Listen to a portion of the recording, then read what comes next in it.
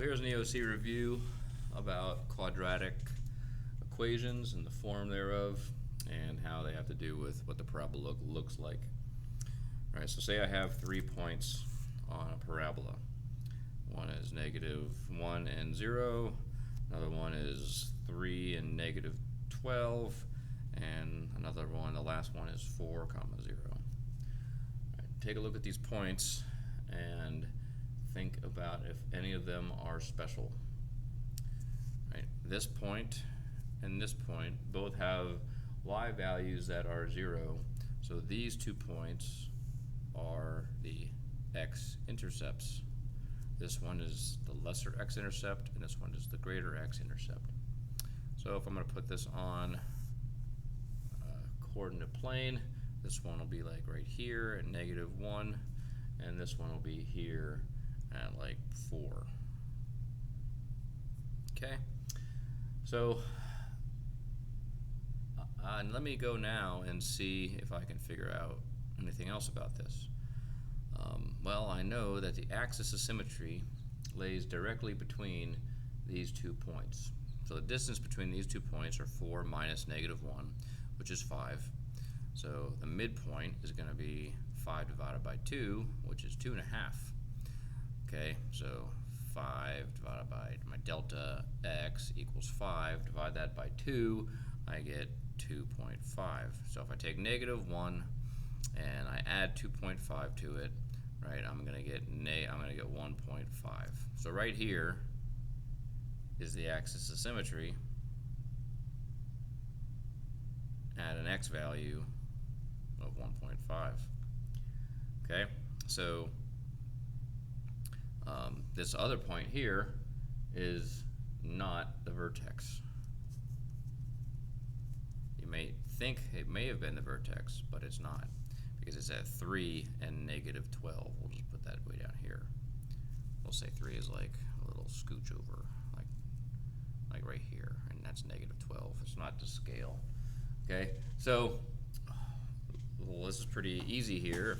All I gotta do is take this x value of 1.5 and plug it into my equation, and I'll figure out the y value of the vertex. But I don't have an equation, so I need to be able to write an equation based upon what is given to me. So I have the x-intercepts, the lesser and the greater, and think to yourself, are there any forms of the quadratic equations that give me the x-intercepts? And factored form does that. So remember, y equals a times x minus p and x minus q, where these are the lesser and greater x-intercepts. So I'm going to plug in the things that I know. So write your template. Y equals a times x minus. Right? So now it's time to drop in my x-intercepts. My lesser x-intercept is -1, so negative turns to positive. That's an important thing people forget. And here we have -4, and I put a 4, so it turns into -4 here. All right, so this is a start. Now, is there any other thing that tells me another x and y in this line? Well, this one, of course.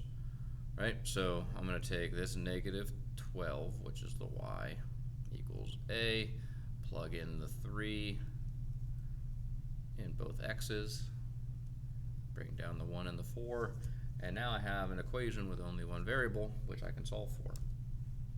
Okay, so let's multiply all these together. First, inside the parentheses, let's make this a 3, make that a 4. And we're going to make this one a -1. So a times 4 times -1 is -4a, and that equals -12. Divide both sides by the coefficient of my variable term, so a equals negative divided by negative is a positive, a equals 3. So now, with that 3, I can take and recycle it back into my original equation, and from that I will get y equals 3 times x plus 1 times x minus 4. And now with that, now that I have an equation with an a that works, I can plug in the 1.5 here. Y equals 3 times 1.5 plus 1 and 1.5 minus 4. So this is 2.5. This is negative 2.5. Then I use the x-intercepts and the vertex. I'm going to get the same distance and then multiply this all by 3. So y equals 2.5 times 2.5. Well, 25 times 25 is 625. So that's 6.25. Multiply that by 3, and I get y equals 18.75. So way down here, this was 13. This was negative 12. So way down here at negative 18, right? Negative 18 on my axis of symmetry has an x value of 1.5 and negative 18.75. I have my parabola. Oh, this is ugly. I have my parabola. Let's draw it. It's a very skinny parabola. Very, very skinny parabola. Okay, it almost looks like a V. That's a bad parabola. Sorry. I don't draw parabolas that great. Okay, so here is a question. What is the y-intercept? What is that y-intercept? It's going to be, from the looks of it, somewhere between negative 18.75 and negative 12. Okay, so what I got to do to figure out the y-intercept is shift this into standard form. So this is pretty easy. I take my base equation that I was able to deduce by solving for a with the x-intercepts and the point, and I'm going to take that and I'm going to multiply it out. X minus 4 times x plus 1. That's going to be x squared minus 4x, x minus 4. These two combine to make a x squared minus 3x minus 4. But don't, so does that make sense? No, minus 4 is way up here, right? Because I have not yet multiplied this by my a value, which was 3, right? So I multiply this by 3, I'm going to get 3x squared minus 9x, and it's going to be at minus 12. So it's actually at minus 12. So this is, kind of goes up like this a little bit more. So right there at minus 12 is my y-intercept. And that makes sense, intuitive sense, right? Because this line and this line are about the same distance away, 1.5 away from my x-intercept. Okay, so that is one way to kind of identify the major points in the axis of symmetry on this. Okay, so now let's say I have another one. Say I have something like 2x squared minus 8x plus 5, and that equals 0. Okay, and I want to draw my parabola. What can I tell because of this? Well, here's my y-intercept at positive 5, and I know that a is positive, therefore it's going to be concave up. So my minimum, my vertex is going to be a minimum. But what do I do? I can find the vertex and I can find the axis of symmetry, but I have to do some things first.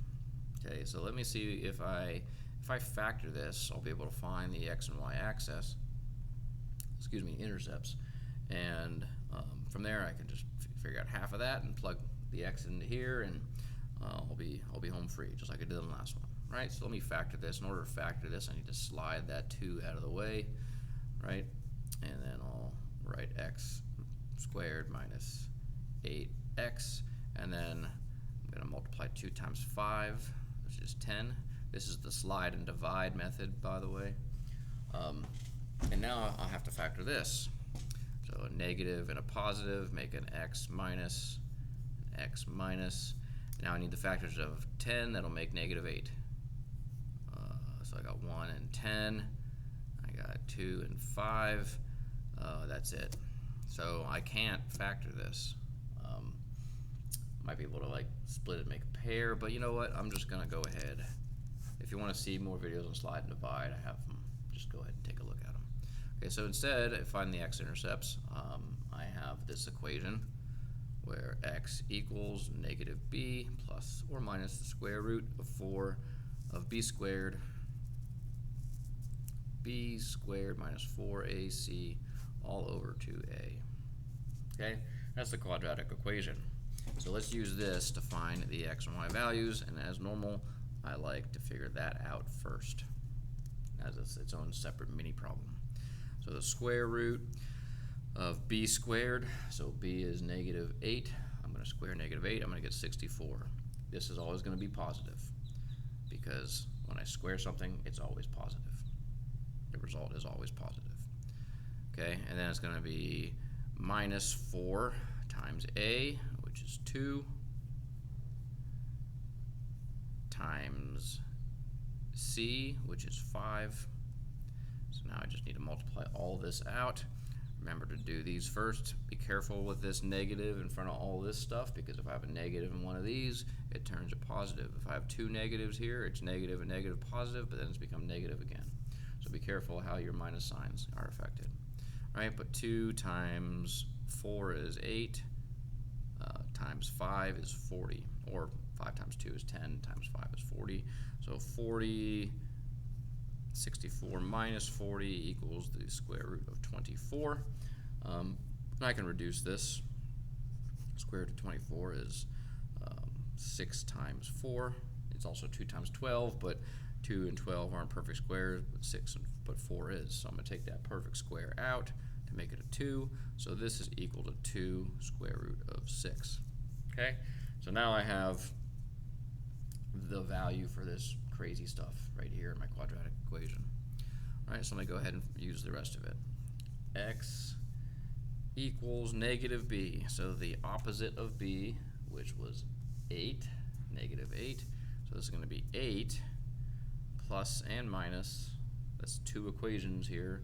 This 2 square root of 6 all over 2 times a, which is 2 times 2, and that's going to be 4.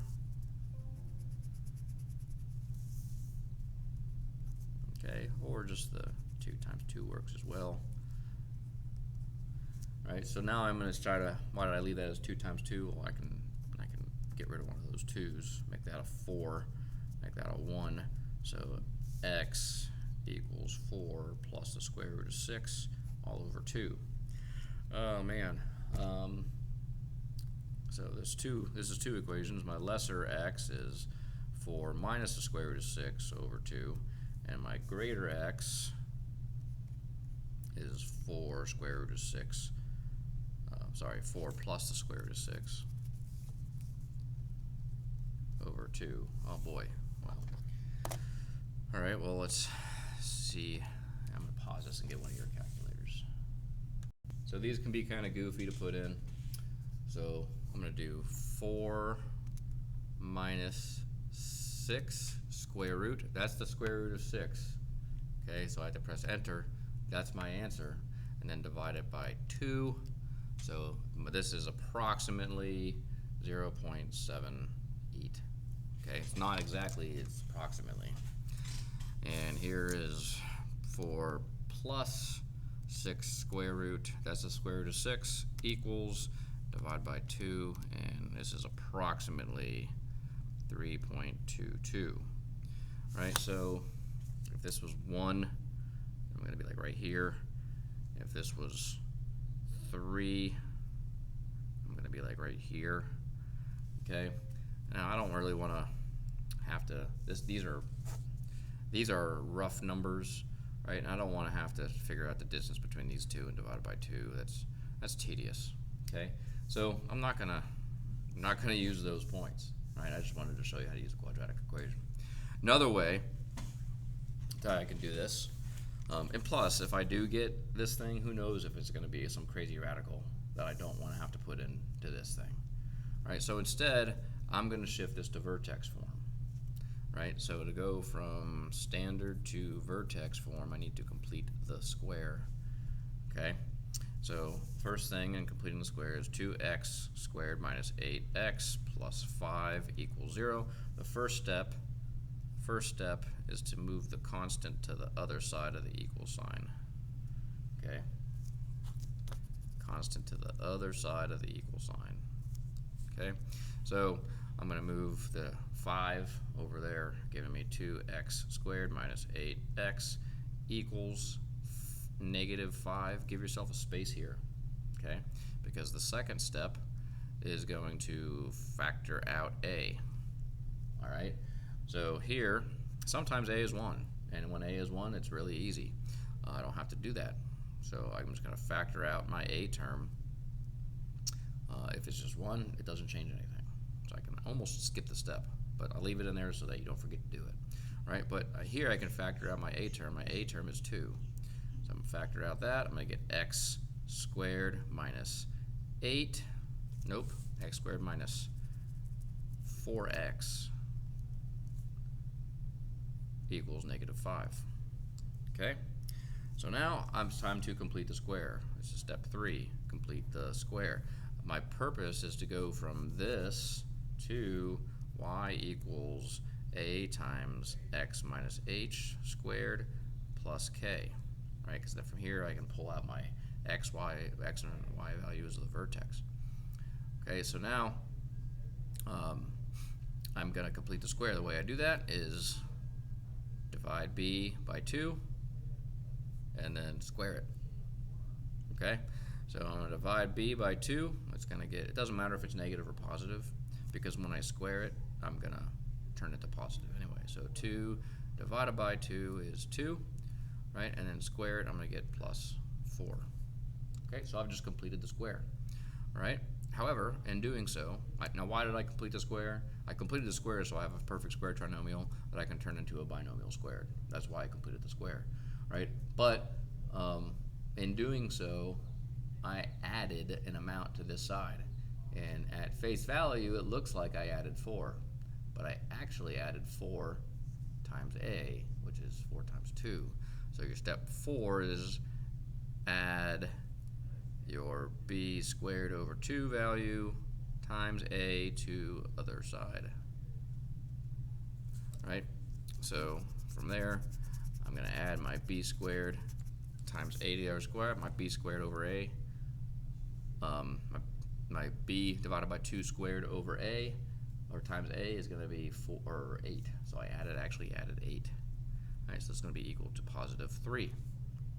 So now I bring down the 2, and it's time for me, let me move that down. So now it's time for me to kind of put these into parentheses here and make a binomial squared out of this perfect square trinomial. Okay, how do I know it's a perfect square trinomial? Well, I just made it into one by completing the square. All right, so now I'm going to take this, the square root of the first term, which is x, the sign of the second term, which is minus, the square root of the first term, which is 4, correction 2, don't make that mistake, 2, and then square it. So this, if you FOILed it out, x minus 2 times x minus 2, you'd get that. Okay, and now I'm almost there. So step 5, make a binomial squared, right, from your perfect square. And then step 6 is bring c back over to the other side. So it's going to be 2 times x minus 2 squared minus 3 equals 0. Okay, so now from here I can extract the x value of my vertex, which is negative 2. Or correction, positive 2, because remember, x's are opposite. So positive 2, which is like right here. Okay, and then negative 3, 1, 2, 3, which is right here. So my vertex is a 2, comma, negative 3, and my parabola looks something like this. My parabolas are always too pointy.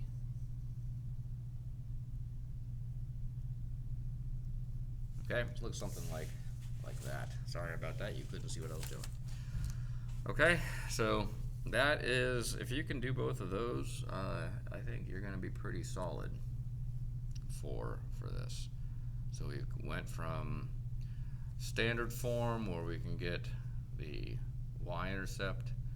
We went from that to vertex and factored form in the previous video. So you can know how to find the x-intercepts. We found the x-intercepts using this. So hopefully you can duplicate that. If you have any questions, please let me know.